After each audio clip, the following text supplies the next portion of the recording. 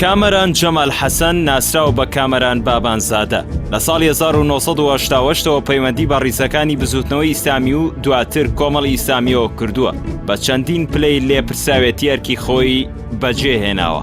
ئێستا ئەندامی سەرکردایەتی کۆمەڵی ئیسلامی و لێپرساوی ناوەندی پەرەبێدانی ڕێکخراوەکانە. خاوەنی دوو بڕوانامەی ماستەرە لە مێژووی ئیسلامی و مێژووی نوێ و هاوچەرخ و خوێندکاری دکتۆرایە. خاوەنی 13 کتێبە لە نووسین و توێژینەوە وەرگێڕان چاپ کراوە یان ئامادەی چاپن. خاوەنی زیاتر لە 100 وتار و توێژینەوەی لە نزیکەی 15 گۆڤار و ڕۆژنامە لە فکر، سیاسی، دەوڵەتداری، مێژوو بە زمانەکانی کوردی و عەرەبی. خاوەنی سەدان دیدار و چاوپێکەوتن و کۆڕ و سیمینار و خولی پێگەیاندن و دان کۆنفرانس و وەرکشۆپی زانستی و فیکری و سیاسی و پێگەیاندن و هۆشیارکردنەوەی لە ڕێکخراوی پیشەیی و کۆمەڵی مەدەنی و ناوەندەکانی ڕووناکبیری کاری کردووە.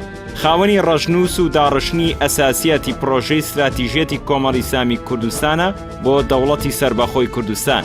سەرکردایەتی پەسەندی کرد و ئەمیری کۆمەڵی ئیسلامی لە 9 چواری 2014 لە کۆنگرێکی ڕۆژنەمانیدا ڕایگەیاند.